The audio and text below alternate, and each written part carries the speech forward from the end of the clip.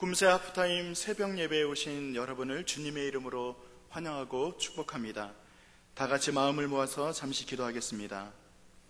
그분이 일하십니다라는 주제로 진행되는 꿈새 하프타임 셋째 날, 하나님의 전에 모인 우리 모두에게 말씀의 복을 주시옵소서. 이 시간 찬양으로 섬기는 김은 목사님과 여디디아의 헌신을 기뻐 받아주시고, 또한 우리의 찬양 가운데 함께 하실 것을 믿으며 예수님의 이름으로 기도드립니다. 아멘.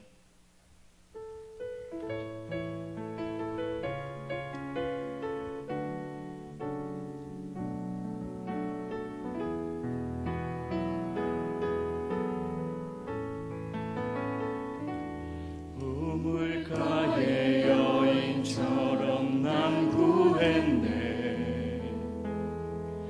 헛되고 헛된 것들을 그때 주님 하신 말씀, 내 생매와 생수를 마셔라. 우물가의 여인처럼 난 구했네. 헛되고 헛된 것들을 그때 주님 하신 말씀, 내 생매와 생수를 마셔라. 오 주님,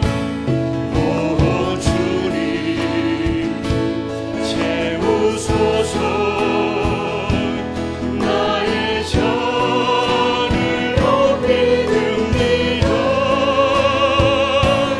하늘 양식 내게 채워주소서. 넘치도록 채워주소서. 많고 많은 사람들이 찾아섰네. 헛되고 헛된 것들을 주 안에 감추인 법에 세상 것과 난 비길 수 없네. 오 주님, 채우소서. 나의 잔을 높이 듭니다. 하늘 양식 내게 채워주소서. 넘치도록 채워주소서. 내 친구여 거기서 돌아오라. 내 주의 넓은 품으로 우리 주님 너를 반겨 그 넓은 품에 안아주시리. 오 주님, 채우소서.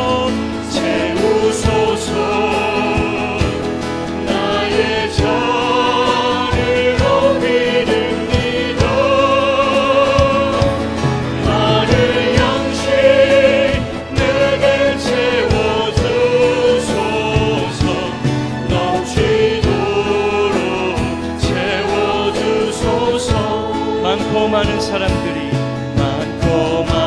사람들 찾아섰네. 헛되고 헛된 것들을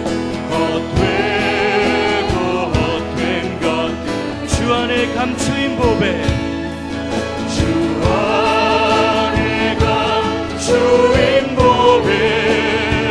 세상 것과 난 비길 수 없네. 아멘. 오 주님, 채우소서. 나의 잔을 높이 듭니다. 하늘 양식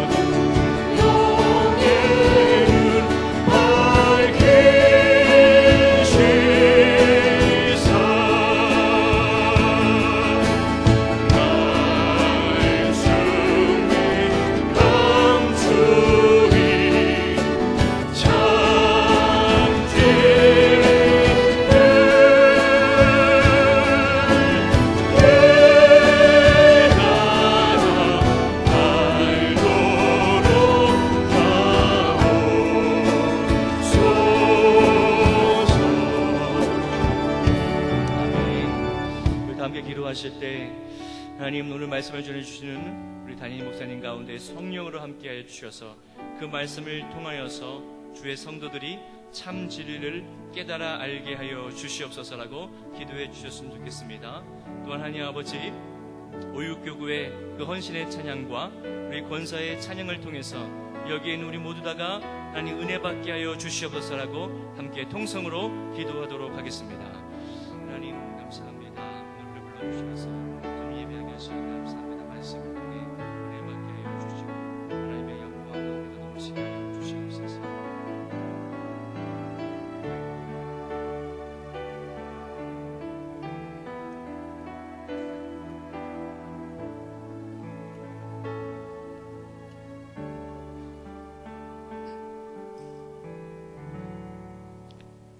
우리의 찬양 가운데 함께 하신 주님께 감사를 드립니다. 우리에게 말씀의 복을 더하셔서 그 말씀이 풍성히 깨달아지는 은혜가 또한 있게 하여 주시옵소서. 오늘 말씀을 전하시는 지영은 담임 목사님을 강건하게 하시고 성령의 은혜를 더하여 주시옵소서. 그래서 꿈새 하프타임 동안 우리의 기도가 깊어지게 하시고 주님을 더 깊이 알아가는 우리의 삶이 될 수 있도록 인도하여 주시옵소서. 우리가 나름 만다의 아가를 위해서 중보하고 있습니다. 주님께서 회복해 하신 줄로 믿습니다. 그 아이를 주의 귀한 일꾼으로 삼아 주시옵소서. 이 시간 오륙교구와 권사회의 특별 찬양을 기뻐 받아주시고 예배를 섬기는 모두에게 주의 복이 임하게 하시옵소서. 우리의 모든 기도에 응답하시는 예수님의 이름으로 기도드립니다. 아멘. 이 시간 오륙교구와 권사회의 특별 찬양을 한 후에 지영은 담임 목사님의 말씀을 전해주실 때 많이 은혜 받으시기 바랍니다.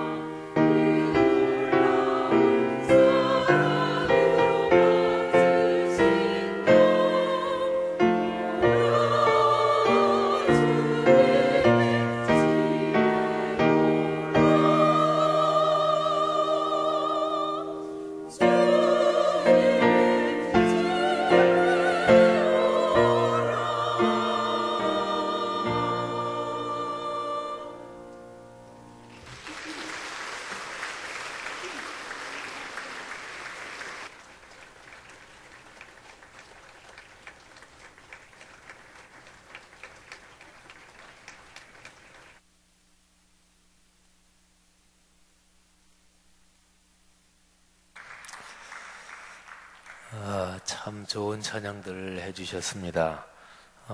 일어나 걸으라, 그리고 집에 오라. 아주 은혜가 됐고, 또 하나님께서 우리 교구의 찬양, 또 권사회 찬양 귀한 예물로 받으셨습니다. 지휘도 참들 잘하셨고요. 또 이 새벽 일찍 찬양 하나님께 크게 영광이 됐고, 또 우리 샬롬 지휘자 김은희 교수님 오르간으로 섬겨주셔서 하나님께 영광이 되고 은혜가 돼서 감사합니다. 제가 한번 드린 예물 위해서 기도하고 그리고 말씀 듣겠습니다. 하나님 아버지, 참 좋은 한 주간입니다.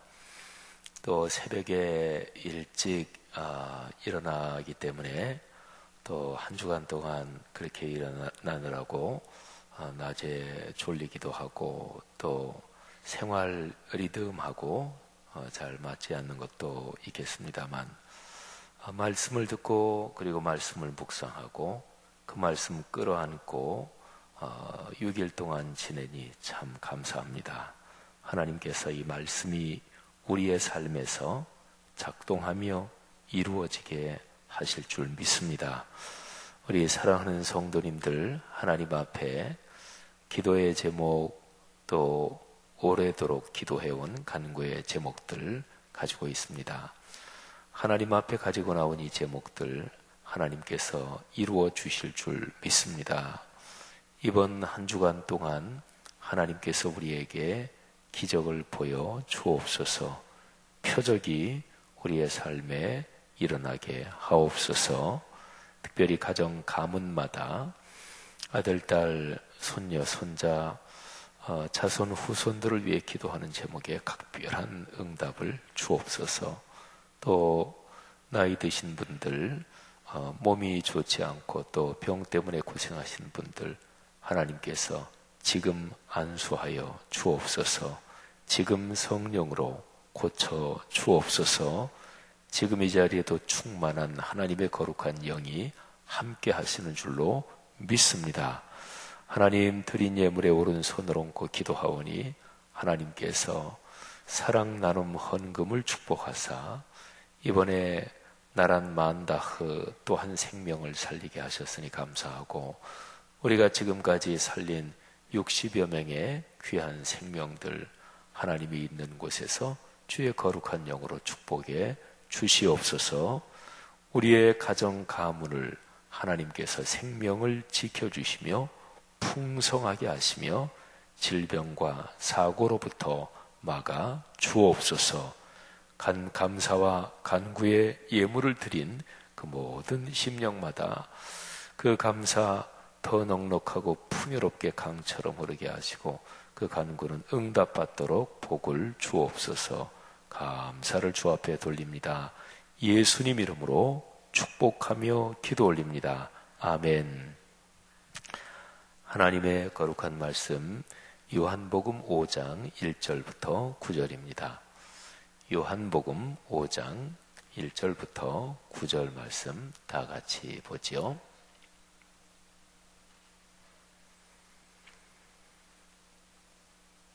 우리 모두 소리를 맞추어서 같이 봉독합니다. 하나님의 거룩한 말씀입니다. 그 후에 유대인의 명절이 되어 예수께서 예루살렘에 올라가시니라. 예루살렘에 있는 양문 곁에 히브리 말로 베데스다라고 하는 못이 있는데, 거기 행각 5이 있고 그 안에 많은 병자, 맹인, 다리 저는 사람, 혈기 마른 사람들이 누워 물의 움직임을 기다리더니, 이는 천사가 가끔 못에 내려와 물을 움직이게 하는데, 움직인 후에 먼저 들어가는 자는 어떤 병에 걸렸든지 낫게 되밀어라. 거기 38해 된 병자가 있더라. 예수께서 그 누운 것을 보시고 병이 벌써 오래된 줄 아시고 이르시되, 내가 낫고자 하느냐?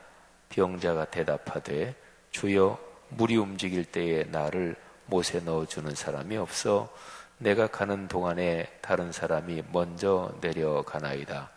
예수께서 이르시되, 일어나 네 자리를 들고 걸어가라 하시니, 그 사람이 곧 나아서 자리를 들고 걸어가니라. 이 날은 안식일이니. 아멘. 오늘 새벽에는 한번 좌우 사람이나 앞뒤 사람 잠깐만 한번 축복 인사를 했으면 좋겠는데, 다만 주의할 거는 얼굴 자세히 쳐다보지 마셔요. 급히 나오시느라 또 화장 안 하신 분도 계실 수도 있겠고, 그래서 자세히는 쳐다보지 마시고 인사를 하시는데, 이번에 꿈새 하프타임의 주제가 그분이 일하십니다 하는 거죠. 그분이 일하시면, 예수 그리스도 우리 주님이 일하시면 기적이 일어나고 표적이 일어나고 우리 삶의 문제가 해결되는 것을 우리는 믿습니다. 그래서 앞뒤 좌우 분들에게 축복하는데요, 기적이 일어납니다. 그렇게 한번 확신을 가지고 한번 잠깐 인사하십시다. 기적이 일어납니다. 표적이 일어납니다. 기적을 믿습니다. 감사합니다. 기도 제목 응답될 줄로 믿습니다. 요한복음에 나오는 예수님의 7가지 표적 중에서 각 표적이 참 다 귀하고 그리고 큰 복이 담겨 있습니다. 근데 어떤 면에서는 오늘 우리가 묵상하는 이 3번째 표적, 이 3번째 기적이, 저는 가만히 이번에 7가지 표적을 묵상하면서 3번째가 너무너무 좋다. 여기에서 주는 메시지가 진짜로 참 마음을 행복하게 하고 푸근하게 합니다. 그리고 참 고맙다. 이 표적에서 주는 교훈이, 그런 생각을 했습니다. 성경에 굉장히 위대하고 또 진짜로 아주 대단한 하나님의 사람이 많죠. 근데 그런 하나님의 사람들 중에서 이런저런 허물이 있고 약점이 있는 사람들이 많아요. 근데 그런 사람들을 보면 이상하게 더 친근감이 듭니다. 그거는 이상할 건 없죠. 왜냐하면 우리 각자가 너나 할 거 없이 나 자신을 볼 때 우리가 완전하지 못하고, 또 남이 모르는 자기의 허물이 또 자기 생각할 때 누구나 다 보이는 게 있잖아요. 그러니까 성경에 나오는 인물 중에서 너무 완벽한 인물은 존경심은 가지만 그렇게 친하게 가깝게 느껴지지는 않을 수가 있죠. 하여간 오늘 이 3번째 표적, 이게 7가지 표적 중에서 참 아주 굉장히 귀하다, 이런 생각이 들어요. 한번 그 구체적인 이유는 이제 오늘 말씀을 들으면서 여러분이 알 수 있을 것입니다. 성경에 나오는 기적 또는 기도의 응답은 그 당사자가요, 간절히 구하고 간절히 부르짖고, 그래서 하나님께서 주시는, 응답을 주시는 그런 경우 많이 있죠. 제가 지난 주일에 한 설교가 마태복음 7장 7절입니다. 이렇게 기도하라. 그거는 구하라 그리하면 주실 것이요, 찾으라 그리하면 찾아낼 것이요, 문을 두드리라 그리하면 너희에게 열릴 것이니. 기도에 대한 가장 위대한 가르침입니다. 그러니까 기본적으로 구해야 합니다. 기도해야 합니다.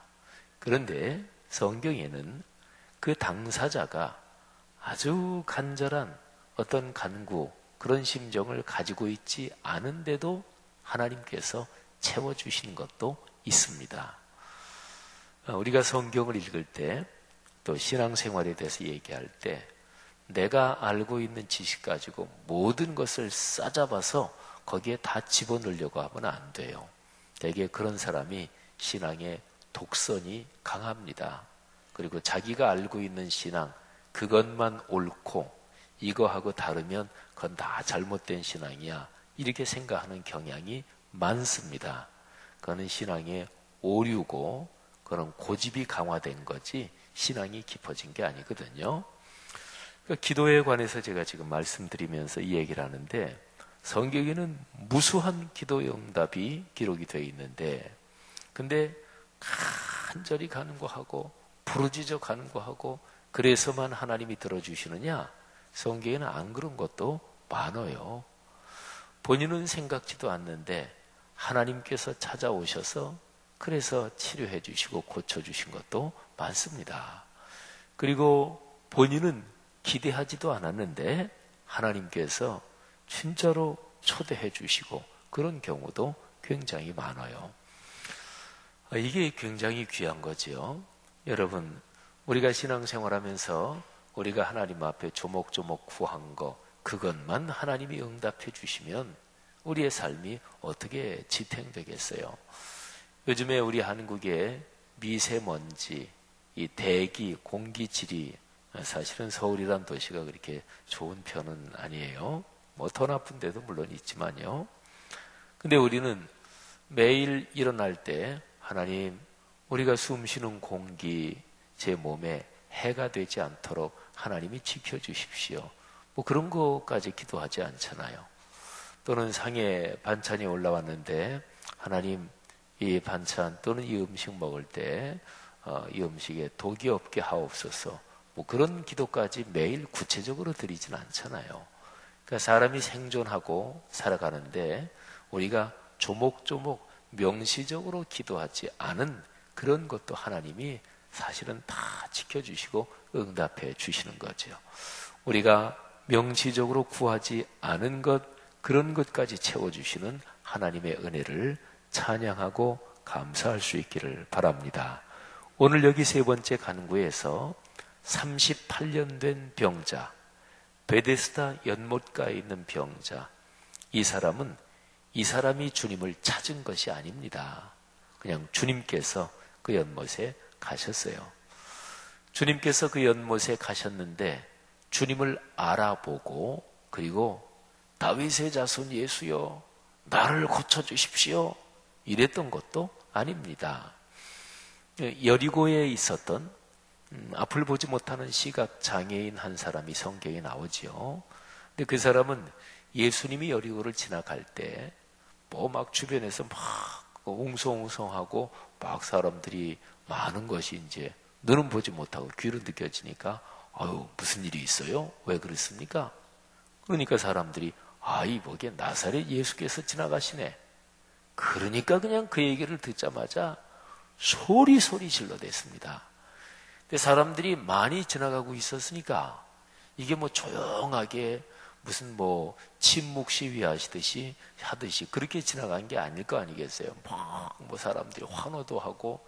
근데 이 사람의 목소리가 그런 상황에서 워낙 컸어요. 그러니까 다른 사람들이 좀 조용히 좀 해라 이렇게 얘기할 정도로 컸으니까 이 사람이 얼마나 크게 얼마나 간절히 부르짖었겠어요. 그래서 주님께서 그 사람을 부릅니다. 그리고 고쳐주시죠. 여기에 베데스다에 있는 38년 된 이 병자는 그런 것도 아니에요.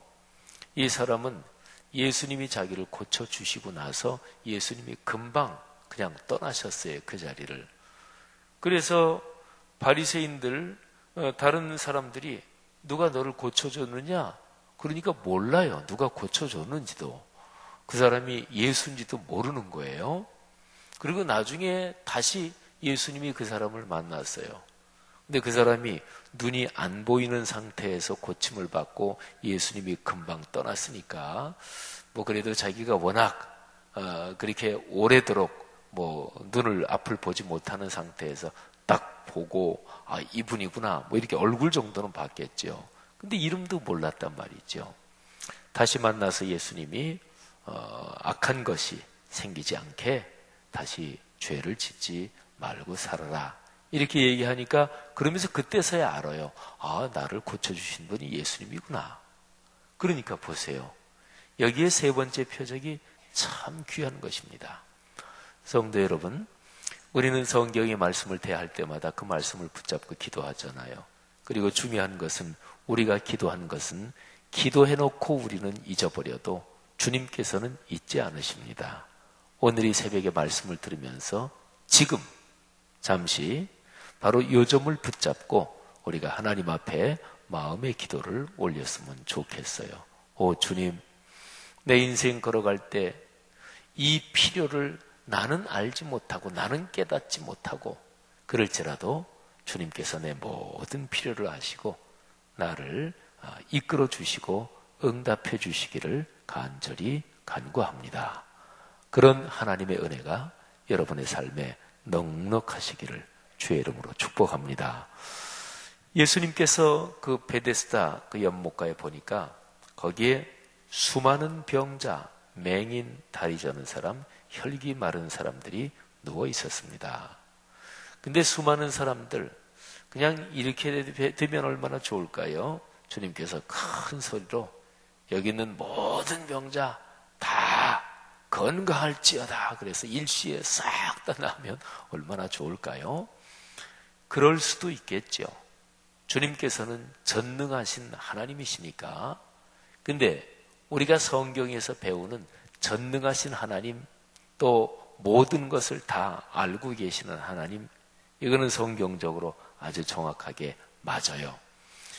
그런데 전능하신 하나님이 왜 모든 것을 일시에 다 해결하지 않으실까요? 여기에 대해서는 정확한 정답은 누구도 몰라요. 근데 신학적으로, 성경적으로, 그냥 원론적으로 대답할 수 있는 가장 간단한 대답, 또 그게 맞는 얘기인데, 그거는 이제 이런 거예요. 주님께서는 우리를 인격적인 존재로 창조하셨습니다. 그리고 주님께서는 우리를 집단으로 보지 않으십니다. 물론 집단 그리고 공동체 이런 시각으로 보고 하나님이 주시는 축복도 있고 교훈도 있어요. 예를 들면 말씀 3 공동체 성락성결교회, 우리는 하나의 집단 공동체잖아요. 이 공동체에 주시는 하나님의 교훈 또는 은혜, 선물이 있는 거죠. 하지만 근본적으로 보면 하나님은 우리 한 사람 한 사람을 인격적인 개인, 그리고 이 세상 어떤 거하고도 바꿀 수 없는 소중한 존재로 보십니다. 그러니까 한 사람은 이 세상 전체하고도 바꿀 수가 없습니다. 여기에 계신 여러분 한 사람 한 사람, 저 포함해서 여기 있는 어떤 한 사람도 그하고 똑같은 사람을 이 세상 어디서 찾을 수 있겠어요? 그리고 창세, 아담 하와 이후로 지금까지 태어났다가 세상을 떠난 그 무수한 사람을 다 합해서 본다 그래도 거기에도 지금 여기 계신 여러분 한 사람 한 사람은 똑같은 사람이 절대로 둘도 없어요. 하나님께서 우리 한 사람 한 사람을 그렇게 인격적으로 보십니다. 그러니까 하나님은 우리 한 사람 한 사람하고 교제하기를 원하시고 그리고 축복 주시기를 원하시는 거예요. 그러니까 집단적으로, 그러니까 뭐 그냥 여기 몇 명, 몇 인분, 하나님은 그렇게 역사하지 않으십니다. 저 어쨌든요, 이 베데스다 못가에 많은 아픈 사람들이 있었는데 그 중에서 오늘 이 상황에서 딱 한 사람, 예수님께서 한 사람을 찾아가십니다. 혹시 이러셨을까요? 많은 사람이 있는데 야, 여기에서 누구를 좀 오늘은 고칠까? 아유, 저 사람도 좀 고쳐야 될 것 같고 또 이쪽 사람도 좀 고쳐야 될 것 같고. 그러면 잘 모를 때는 어떻게 할까요? 우리 어렸을 때 혹시 그런 거 한 거 아셔요? 어떤 것을 고를까요? 알아맞혀 주세요. 근데 두 개를 놓고 이렇게 할 때 나는 오른쪽 거를 고르고 싶은데 알아맞혀 주세요 했는데 왼쪽이 딱 걸렸어요. 어떤 것을 고를까요? 뭐 알아맞혀 주세요 했는데 여기 왼쪽 개에서 나는 오른쪽 거 하는데 뭐 그땐 간단하죠. 예? 하고 한마디 더 하면 되죠. 그죠? 어릴 때 많이 해본 거죠. 근데 예수님이 뭐 그런 식으로 고르셨을까요? 그건 아닙니다. 그러니까 성경적으로 봐도 그건 아니고요. 어떤 이유 때문인지 모르지만 구세주 예수 그리스도께서 어떤 한 사람을 깊이 마음속에 두신 거예요. 성경을 묵상하면서 저는 바로 이런 점에 대해서 무지무지하게 감동을 받은 사건이 예수님께서 거라사 지방의 광인을 고친 사건입니다. 거라사 지방의 무덤가에 사람들이, 그 사람이 워낙 귀신이 들려서 난폭하고 그래서 쇠사슬로 묶어놨는데도 쇠사슬도 어쩔 수 없이 그냥 다 깨버리고, 그래서 무덤가에 사는 미친 사람 광인이 있었죠. 근데 거라사 지방은 갈릴리 호수 저 동편이에요. 예수님은 갈릴리 호수 서편 쪽에 있었습니다. 거기에 이제 가버나움, 예수님이 주로 활동하시던 무대지요. 근데 어느 날 꽤 늦은 시간인데, 그리고 이제 벌써 해가 다 졌을 거예요. 거의 밤입니다. 잘 시간이잖아요. 근데 예수님께서 제자들한테, 얘들아, 지금 저 건너편에 좀 건너가자. 아니, 지금이요? 그래, 지금 좀 가자. 아니, 주님이 이렇게 밤이 늦었는데요. 그래, 내가 무슨 일이 있다, 가자. 그래서 예수님께서 제자들하고 배를 타고 그 갈릴리 호수를 밤중에 건너시는 거예요. 성경에 보면 거기에 도착했는데 아침 새벽이었습니다. 그러니까 성경 말씀을 그냥 읽고 기대감도 없이, 그냥 또 무슨 뭐 사모하는 마음도 없이 그냥 읽고 치웠다. 그러면 절대로 은혜가 안 됩니다. 근데 들여다보고 또 들여다보고, 아, 이게 무슨 뜻일까? 근데 제가 그 말씀을 언제 그거를 깨닫고 은혜 받았는지는 기억이 안 나요. 근데 그때 그 상황은 기억이 나죠. 아, 딱 보니까 배 타고 건너온 게 아침이에요. 그러면 새벽인데? 그러면 이게 한밤중에 건너오신 거구나. 한밤중에 제자들 데리고 갈릴리 호수를 건너오셨어요. 예수님이 제자들에게 내가 이런 목적 때문에 건너간다. 누구 만날 일이 있다. 미팅 약속이 있다. 뭐 이런 얘기도 안 해주셨고, 제자들은 그냥 예수님이 그러시니까, 또 그런 적이 한두 번이 아니니까 그냥 이제 따라가는 거죠. 근데 거기에서 이제 해변에 배를 대고 조금 쭉 이제 언덕을 걸어 올라가는데, 거기서 이제 어떤 미친 사람을 만나는 거예요. 그러면서 그 사람을 고치지요. 그리고 예수님께서 배 타고 다시 돌아오세요. 이거 특공작전 하는 것 같잖아요. 그죠? 무슨 작전을 할 때 한밤중에 침투해서 미션 컴플리션 하고서 그리고 쫙 다시 철수하는 거, 그런 거 비슷하잖아요. 그죠? 저는 그때 그 말씀을 그렇게 깨닫고 나서, 주님의 마음에는 바로 그 사람에 대한 얼마나 간절한 심정이 있었을까. 그리고 갈릴리 호수 저 동편에서 고통 중에 부르짖는 그 사람의 고통의 소리를 우리 주님께서는 들으신 거 아니겠어요? 어렵고 힘들 때 내 사정 알아주는 사람 하나도 없다. 이런 심정이 들기 때문에 세상이 원망스러운 거예요. 그리고 나 혼자야, 아무도 없어, 이런 심정이 들기 때문에 사람은 더 절망에 빠지고, 에이, 될 대로 되라지. 그리고 마음이 더 그냥 아주 막 상하고, 그리고 다른 사람에 대해서도 싸나워지고, 또 이제 다른 사람에 대해서 독해지는 거죠. 근데 그러지 않습니다. 우리가 어렵고 힘들 때, 그래서 마음에서 아주 그냥 절절한 마음이 될 때 그 신음소리를 누구 한 분은 반드시 듣고 계십니다. 예수 그리스도 그분이시지요. 오늘 여기 요한복음 5장 말씀에 그 38년 된 병자 베데스다 못가에는 많은 사람들이 있었단 말이에요. 근데 그 중에서 이 한 사람에게 예수님께서 가까이 다가가십니다. 거라사 지방에 그 미친 사람, 무덤가에 살고 있는 그 사람 말고도 그 거라사 지방에 정신적으로 심하게 질환을 앓고 있는 사람들이 당연히 있었겠죠. 그러면 예수님께서 가신 김에 고쳐주시면 되잖아요. 교통비 들여서, 또는 차 몰고, 또는 비용 들여서 간 김에 효율적으로 그렇게 고쳐주시면 되잖아요. 이동 동선이 갔다 왔다가 다시 가고, 그러면 이게 비효율적이잖아요. 주님 간 김에 이렇게 이동하고 이렇게 이동하면 뭐 간 김에 시간도 절약할 수 있고, 그게 보통의 생각이잖아요. 근데 예수님은 효율성에 따라 움직이지 않으십니다. 예수님은 당신의 섭리에 따라 움직이셔요. 그리고 사랑의 원리에 따라 움직이십니다. 할렐루야. 사랑하신 여러분, 우리의 삶에 이런저런 어려움이 있을 때 주님께서는 우리의 신음을 들으십니다. 그래서 여기 자세히 기록이 되어 있지 않기 때문에 왜 주님이 많은 사람 중에 하필 그 사람에게 가까이 다가가셨나? 말씀드린 대로 그 사람이 뭐 부르짖은 것도 아니에요. 예수님이 먼저 말씀을 거셨어요. 그 사람은 예수인지 누군지 알지도 못했어요. 또 앞을 보지 못했기 때문에도 그렇고요. 참 커다란 은혜죠. 여기에 7가지 요한복음에 나오는 표적 중에서 가만히 묵상하면 이게 굉장히 은혜롭습니다. 자, 그래서 그 사람에게 갔어요. 자, 아주 중요한 게 주님이 질문을 하십니다.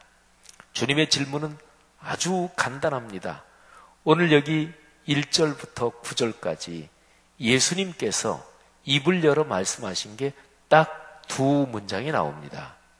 첫째는 질문인데 내가 낫고자 하느냐? 그리고 두 번째는 그 사람을 치유하는 말씀인데 일어나 내 자리를 들고 걸어가라.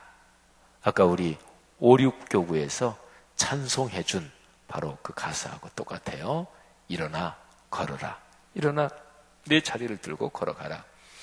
여기에 걸어가라 요 말씀은 헬라어 원어로는 그냥 걸어 집으로 가라 뭐 이런 것보다도 걸어서 일어나서 막 돌아다녀 봐라 이런 뜻이에요.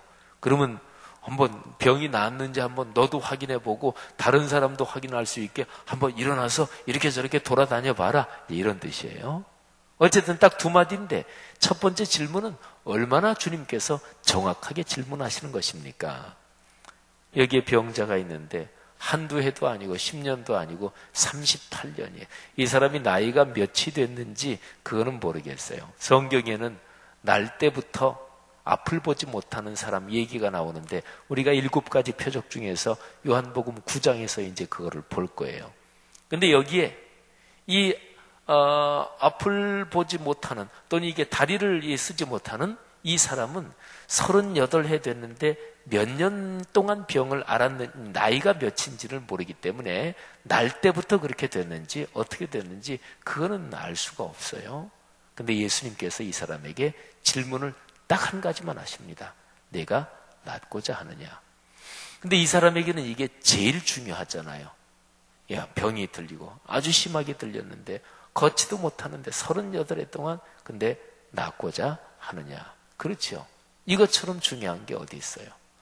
예수님은 제일 정확하게 질문하십니다. 그러니까 성경에서 하나님이 질문하시는 것도 그렇고 예수께서 질문하시는 것도 그렇고 또 참 하나님의 영으로 충만한 하나님의 사람들이 질문하는 거 보면 질문이 정확합니다. 군더더기가 없습니다. 여기서 예수님은 우리 한글 번역으로 하면 딱 세 어절로 된 질문 간단하죠.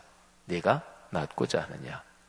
우리말에서는 이렇게 대화할 때 또는 글을 쓸 때도 그래요.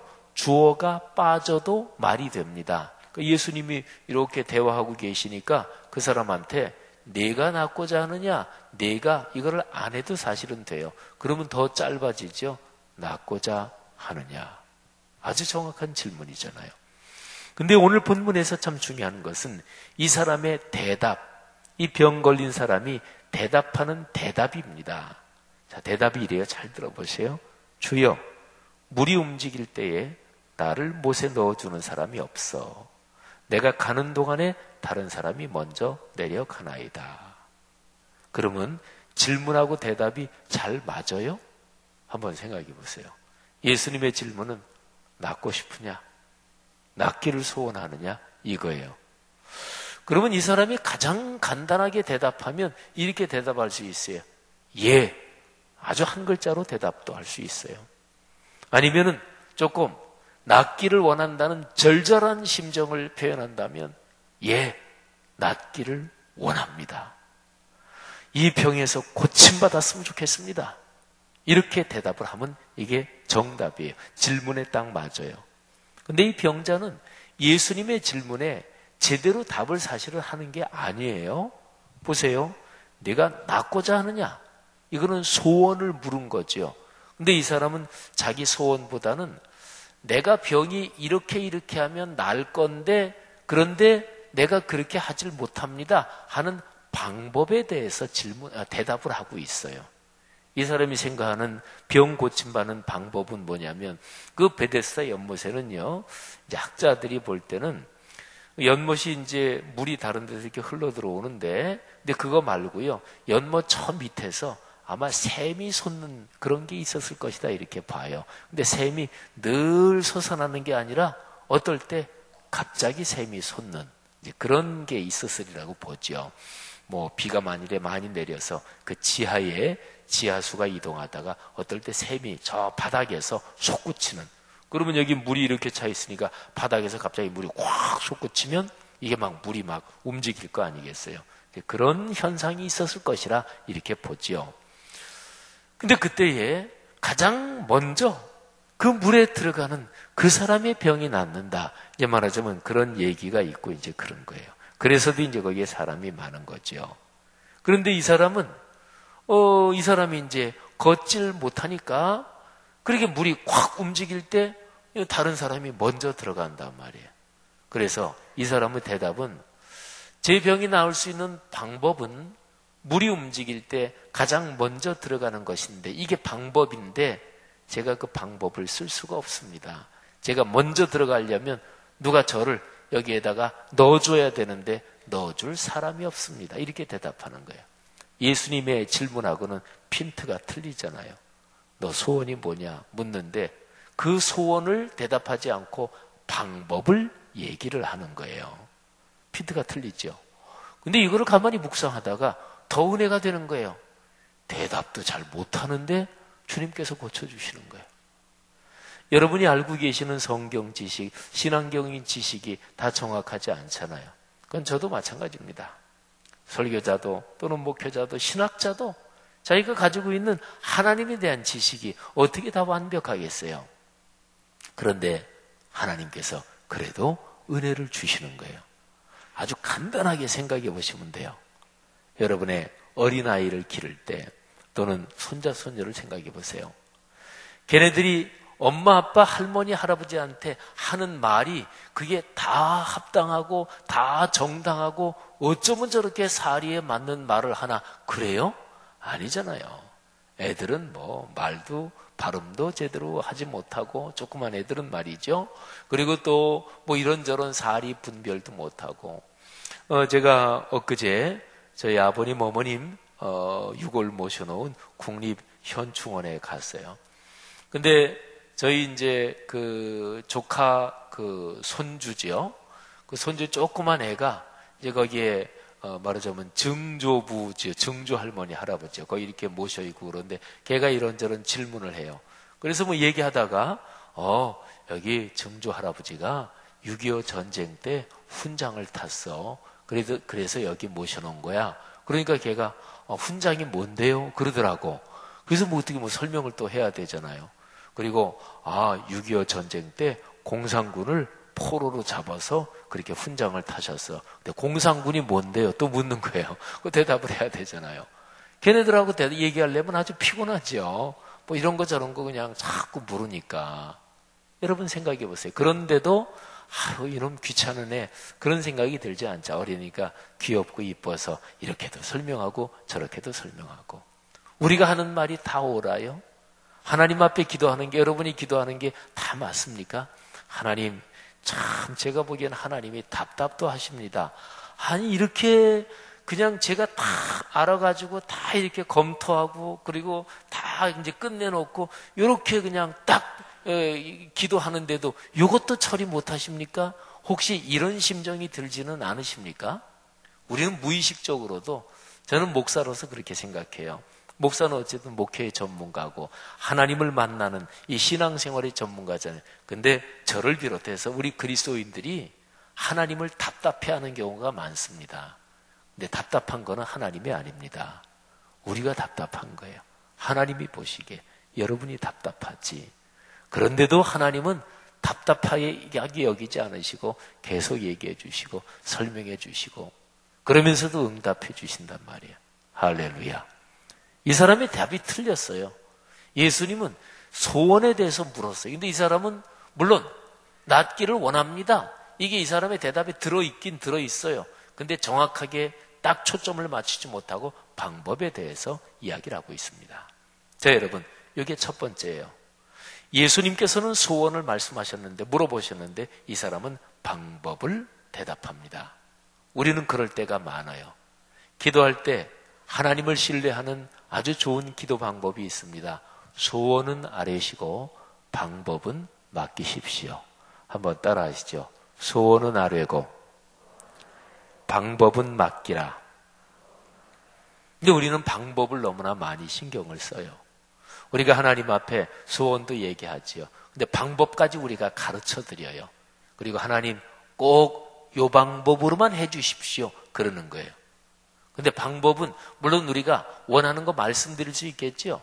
하지만은 주님, 제가 생각하기에는 이런 방법이 좋을 것 같습니다. 하지만 방법은 제가 생각하기에는 한 서너 가지 생각이 들고 그중에 요게 제일 좋을 것 같은데 주님께서는 몇십 가지 몇백 가지 방법이 있으실 테니까 주님께서 가장 좋다고 생각하시는 방법으로 알아서 해 주십시오.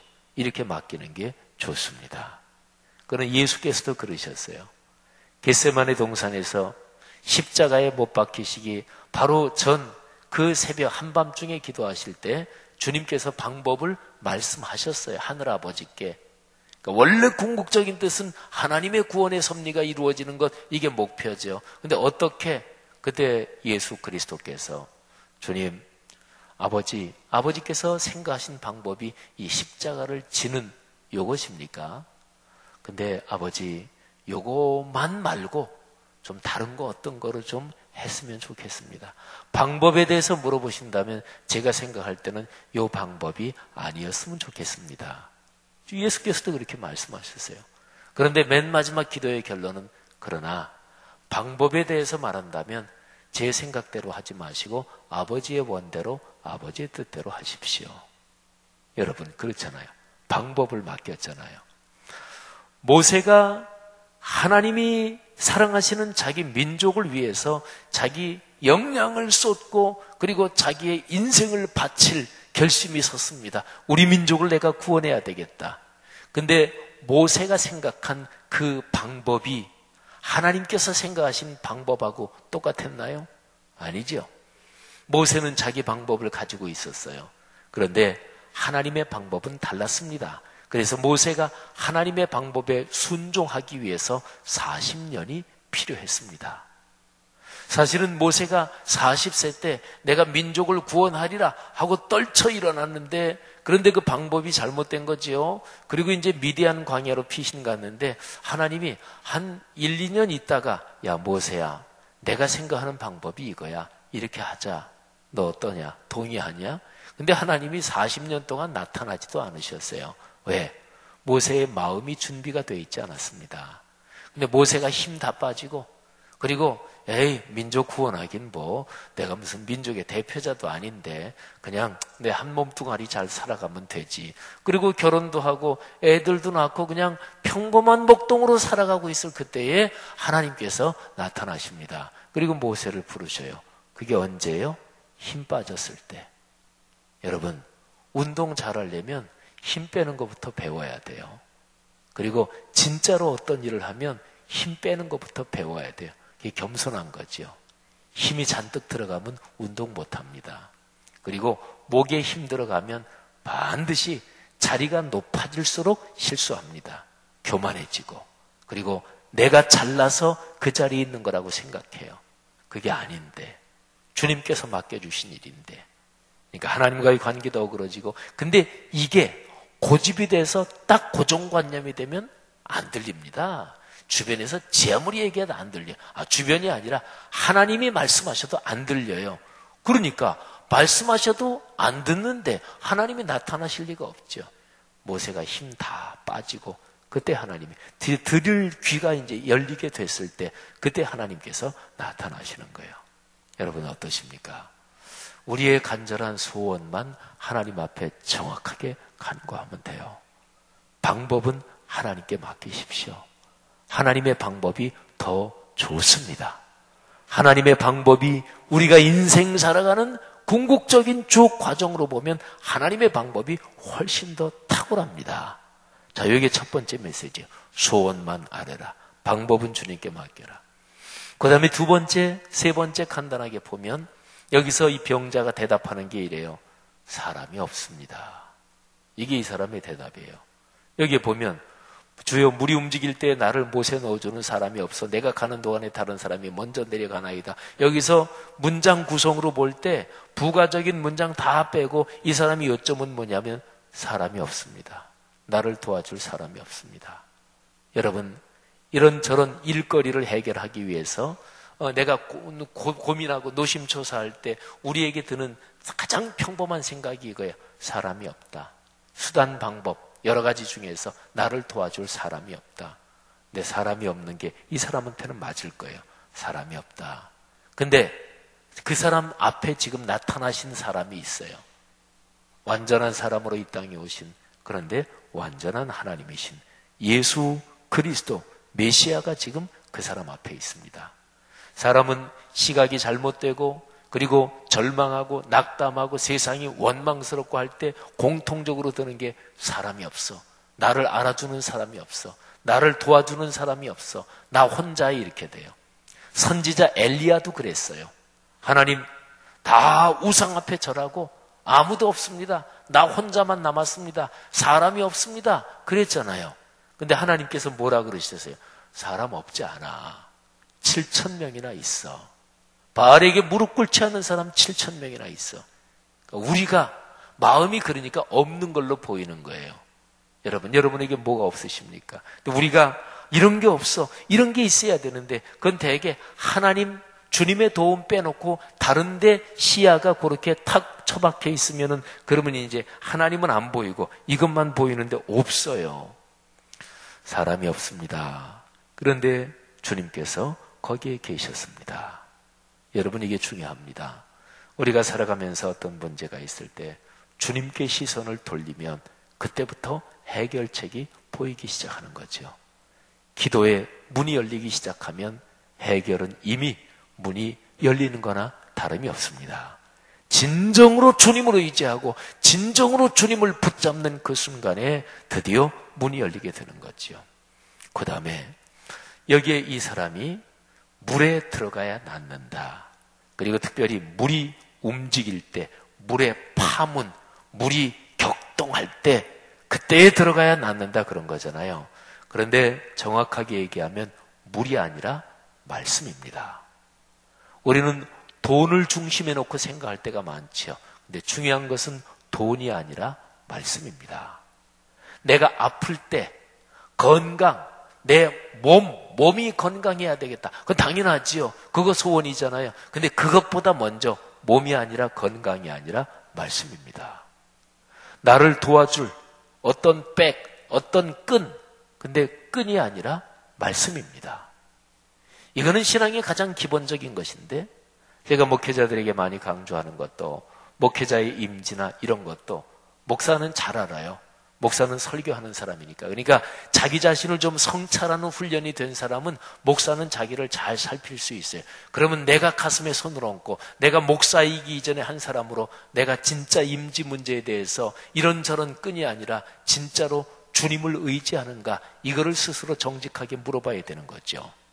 그러니까 여기서 이 사람은 물이 막 움직일 때, 사람이 나에 대해서 호의를 가질 때, 또는 이런저런 여건, 이게 잘 맞을 때, 근데 그게 아니라 주님의 말씀이 먼저인 거예요. 그러니까 물의 파문이 아니라 말씀의 거룩한 파동, 이게 문제인 거예요. 여기서 이 병자가 대답할 때, 물에 움직일 때 그때 가야 되는데 안 됩니다. 그런데 8절에 예수께서 이르시되, 주님께서 치유의 말씀을 주시는 거예요. 일어나 네 자리를 들고 걸어가라. 성도 여러분, 세 가지를 기억하십시오. 소원만 아뢰고 방법은 주님께 맡기십시오. 그리고 사람이 없습니까? 돈이 없습니까? 어떤 주변의 환경이 받쳐주지 않습니까? 그런데 예수 그리스도께서, 성령이 여러분과 함께 계십니다. 그분께 눈을 돌리고 그리고 그분께 아뢰십시오. 그리고 이런저런 이것도 없고 저것도 없고, 근데 중요한 것은 말씀의 거룩한 파동이, 설교를 들을 때, 성경을 묵상할 때 그 말씀의 파동이 느껴지십니까? 그냥 지식으로만 하면 이렇게 지나가 버리는 거예요. 말씀이 내 가슴을, 내 영혼에 파동이 일게 하지 못하는 거지요. 거기에서 베데스다 그 밑에서 지하수의 흐름 때문에 갑자기 샘이 솟구치는 이게 중요한 게 아니라 하나님의 말씀이 내게 들려와서 내 영혼과 마음 속에서 거기에서 말씀이 파동을 일으키고 내 온몸을 전율하게 하는 말씀의 깨달음이 필요한 거예요. 우리가 이번에 주제가 198장 맨 마지막 절에 보면 성령이 내 마음에 오셔서 내 마음 속에서 하나님의 말씀을 깨닫게 하시는 이 말씀의 파동, 이게 중요한 거죠. 여러분, 말씀이 우리에게 깨달아지면 그때 이미 문제는 해결되고 이미 문은 열린 거예요. 할렐루야. 오늘 이 병자의 치유 참 좋지요. 자기는 원하지도 않았는데 주님이 찾아오셨어요. 질문했는데 대답도 틀리게 했어요. 변변치 못하게 했어요. 그런데도 주님께서 고쳐주셨어요. 이걸 가리켜서 은혜라고 합니다. 이 은혜가 우리 모두에게 넘치기를 주님의 이름으로 축복합니다. 기도하겠습니다. 오늘 들은 말씀 붙잡고 기도하시다가 또 삶의 자리로 나아가시고, 또 오늘은 수요일입니다. 수요 예배 때 또 우리가 네 번째 표적을 보게 될 것입니다. 하나님께서 여러분의 삶에 우리는 부족하고 우리는 올바로 대답도 못하고 또 우리는 기대하지도 못했고, 그런데 주님께서 여러분의 삶에 찾아오셔서 가르쳐 주시고 또 표적과 기적을 일으켜 주시는 그런 축복을 주시기를 주의 이름으로 축원합니다. 오늘 기도할 때 하나님께서 여러분에게 안수하시고 병도 고쳐주시고 경제의 문제도 해결해 주시고 여러분 가정사 이런저런 문제에 문을 활짝 열어주시기를 축복합니다. 나라와 민족을 위해서도 기도하시고 특별히 다른 사람을 위해서 중보기도하는 것은 하나님이 참 기뻐하시는 것입니다. 여러분의 구역 식구 또는 교구, 부서기관 분들을 위해서 기도하시고 친족과 주변 동네 분들을 위해서도 기도하시기를 바랍니다. 다 같이 통성으로 기도하다가 자유롭게 돌아가십니다. 하나님 아버지, 은혜를 진심으로 감사합니다. 우리는 사실은 기대하지도 못했고 우리는 주님